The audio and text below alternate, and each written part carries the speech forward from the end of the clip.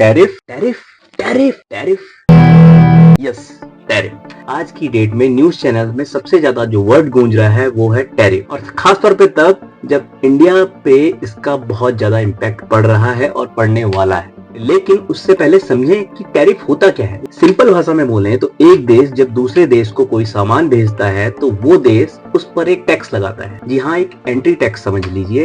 वो tax depend करता है कि हमारे उस कंट्रीज के साथ ट्रेड रिलेशंस कैसे हैं और हम कितना % टैक्स उनके प्रोडक्ट पे लगाते हैं। तो गवर्नमेंट अपने अकॉर्डिंग और एनालिसिस के अकॉर्डिंग ये टैक्सेस लगाती है। अब रिसेंटली अमेरिका में मेक अमेरिका ग्रेट अगेन, या फिर ये कहें कि मेक ट्रम्प ग्रेट अगेन, बहुत जोर शोर से चल रहा है, जिसके लेके ट्रम्प का सिर्फ एक मोटिव है, हम किसी भी कंट्री से अगर कुछ चीज ले रहे हैं तो हमें भी उतनी ही छूट मिले। ये सब चीजें सही थी अगर रुपीस और डॉलर कॉमन रेट पे होता, लेकिन क्योंकि आप जानते ही हैं कि यहाँ पे रुपीस है और यहाँ पे डॉलर है, तो do you think that it is possible with the same % rate? Obviously not. लेकिन ट्रम्प अपनी बहुत सारी चीजें जो कि टैरिफ से रिलेटेड है भी नहीं, वो सब एक दबाव में मनवाना चाहते हैं। जस्ट किसकी आड़ में? That is tariff. इंडिया की साइड से जो सबसे ज्यादा एक्सपोर्ट होती हैं चीजें यूएस को, उसमें pharmaceuticals, jewellery, petroleum product, electronic good और एग्रीकल्चरल प्रोडक्ट्स होते हैं। अब यूएसए से इंडिया क्या इंपोर्ट करता है? Mineral fuels and oils, pearls and semi precious stones, nuclear reactors and boilers, aircraft, spacecraft और कुछ एग्रीकल्चरल प्रोडक्ट्स भी। अब क्योंकि रिसेंटली यूएसए ने इंडिया को कहा है कि 25% टैरिफ जो उनपे था ही, वो तो हम लगाएंगे ही लगाएंगे, प्लस 25% आपको एज ए पेनल्टी और देना पड़ेगा, क्योंकि आप रशिया से ऑयल खरीद रहे हैं, एनर्जी डील्स कर रहे हैं, तो उसके एवज में आपको 25% और देना पड़ेगा। तो ये जो हो जाएगा टोटल, दैट इज 50% आपको देना पड़ेगा। और 50% जो स्टार्ट हो जाएगा, उसकी डेडलाइन है 27 अगस्त। इट मीन्स 27 अगस्त से पहले पहले अगर इंडिया और यूएस के बीच में कोई भी म्यूचुअल सॉल्यूशन नहीं निकलता है तो इंडिया हैज टू पे 50% टैरिफ। अब इम्पैक्ट्स क्या होंगे? तो आसान भाषा में, जब हम कोई प्रोडक्ट यूएस से भेजेंगे तो यूएस से पहले जहां उस पर कुछ कम % टैरिफ लगाता था, अब उस पर लगाएगा 50% टैरिफ। तो इसका सीधा सीधा सा मतलब है कि अगर कोई चीज हम यहाँ से 100 रुपए की भेजते हैं तो वो यूएसए में एंटर होते ही उस पर जब टैरिफ लगेगा 50% का, तो वो हो जाएगी सीधे सीधे 150 रुपए की। 150 रुपए का मतलब सीधे सीधे कि जब वो चीज आगे यूएस में बिकेगी तो जो भी रिटेल चार्जेस होंगे और ये, तो कोई भी महंगा प्रोडक्ट क्यों लेगा, और धीरे धीरे डिपेंडेंसी खत्म होती जाएगी, जो कि एट द एंड ट्रम्प का मोटिव भी है। या फिर मैन्युफैक्चरिंग यूनिट वहीं पे लगे। अब मैन्युफैक्चरिंग यूनिट वहां लगाने में प्रॉब्लम क्या है? मोस्ट इंपॉर्टेंट प्रॉब्लम ये है कि जब आप मैन्युफैक्चरिंग प्लांट लगाते हैं तो वहां पे आपको लेबर्स चाहिए होते हैं, बहुत सारे स्पेस चाहिए होता है, तो ये सारी चीजें यूएस में महंगी होंगी एज कम्पेयर टू इंडिया। और जब यूएस में कोई प्लांट लगेगा तो वहां पे जो लेबर कॉस्ट है वो भी महंगी होगी।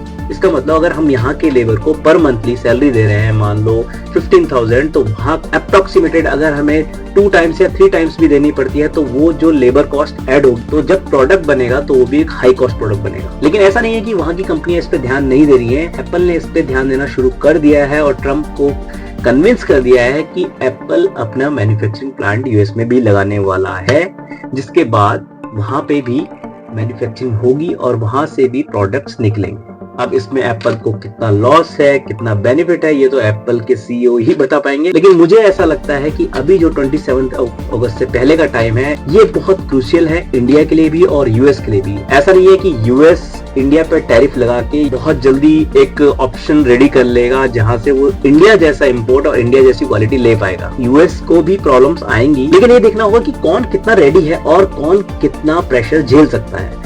इंडिया ने जहां क्लियर कर दिया है कि हम झुकने वाले नहीं हैं, और साथ में ही अपनी कूटनीतिक रणनीतियां भी तेज कर दी हैं। अगर आपने रिसेंट देखा होगा, रिसेंटली रशिया के साथ बात चल रही है, ब्राजील के साथ बात चल रही है और चाइना के साथ भी टर्म्स कहीं ना कहीं थोड़े बहुत ठीक करने की कोशिश चल रही है। तो अगर एशिया भी यूनाइटेड हो गया तो यूएस के लिए ये भी एक बहुत बड़ा प्रॉब्लमेटिक है। लेकिन Trump is a successful businessman और उन्हें पता है कि कहाँ चोट मारनी है और कहाँ पे चोट नहीं मारनी है। रशिया से ऑयल लेना अगर इतना बड़ा मेजर कंसर्न होता तो शायद अभी चाइना पर भी टैरिफ लग चुका होता। रीजन है मोर डिपेंडेंसी ऑफ चाइना। तो कहीं ना कहीं यूएस को भी पता है कि चाइना से भी वो डायरेक्ट पंगा नहीं ले सकता।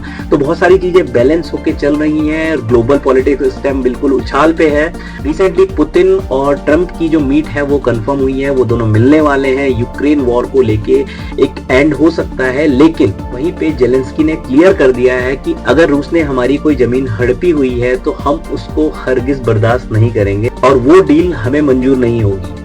तो या तो जेलेंस्की और ट्रम्प जो है वो सिंक में नहीं है, या फिर ये सब इन मुद्दों से ध्यान भटकाने की कोशिशें हो रही हैं। लगता तो यही है कि ट्रम्प भी कुछ उलझे हुए नजर आ रहे हैं कि वो डिसीजन तो ले रहे हैं, लेकिन बाद में सोच रहे हैं कि इस डिसीजन के इम्पैक्ट्स क्या क्या हो सकते हैं, या फिर उनकी जो लॉबी है वो लॉबी शायद उनको गाइड नहीं कर पा रही है कि उन्हें वर्ल्ड ज्योग्राफी को कैसे हैंडल करना पड़ेगा। अगर आप ग्लोबल पॉलिटिक्स को देखें तो इंडिया के अगेंस्ट काफी सारी लॉबी चल रही है जो एक्टिव हो चुकी है। जैसे पाकिस्तान ने साइड बाय साइड कह दिया है कि कश्मीर पर अमेरिका या फिर कोई और देश अगर मध्यस्थता करता है तो हमें बहुत खुशी होगी। अब ये बयान पाकिस्तान ने इस समय पर दिया है या फिर उनसे दिलवाया गया है, ये भी एक पॉलिटिकल पार्ट है कि इंडिया और पाकिस्तान तुम कश्मीर में उलझे रहो और हम जो चाहे वो करते रहेंगे। मुझे ऐसा लगता है कि भारत को इस समय एग्रेसिव ना होकर बहुत शांत कूटनीति से काम लेना होगा, क्योंकि ट्रम्प सगे तो पाकिस्तान के भी नहीं है और सगे इंडिया के भी नहीं है, लेकिन इंडिया को ये देखना होगा कि हम कैसे अपने टर्म्स और इकोनॉमी बिना खराब किए ये सारी चीजें हैंडल कर लें। आई नो ये बहुत टफ होगा कि जिस तरह की सिचुएशंस है वो आउट ऑफ द जोन जा रही हैं। अगर इंडिया यूएस से बिल्कुल टर्म्स बिगाड़ लेता है तो ये भी कहीं ना कहीं इंडिया के फेवर में नहीं है, क्योंकि यूएस की काफी डिपेंडेंसी है इंडिया में। Specific to outsourcing India US पे बहुत रिलाई करता है, और ऑब्वियसली कहीं ना कहीं यूएस अगर सुपर पावर है तो उसके पास बहुत सारी चीजें, वीटोज है, बहुत ऐसी चीजें हैं कि वो इंडिया को कहीं ना कहीं फंसा सकता है अनटिल अनलेस इंडिया के पास कोई स्ट्रॉन्ग सपोर्ट ना हो। तो फिर हमारे साथ रशिया और चाइना और जितने भी और कंट्रीज हैं, एक ऐसा ग्रुप होना चाहिए जो बिल्कुल हमें बैक करे। लगता यही है कि इंडिया कहीं ना कहीं कूटनीति से ये सारी चीजें हैंडल कर लेगा और होपफुली हो भी ऐसा ही जो कि सबके फेवर में हो। और कहते हैं वॉर किसी चीज का सॉल्यूशन नहीं है, तो आई होप कि यूक्रेन और रशिया का जो मैटर है वो क्लोज हो जाए और इंडिया और यूएस का मैटर भी जल्दी ही क्लोज हो जाना चाहिए। ये थी मेरी बात।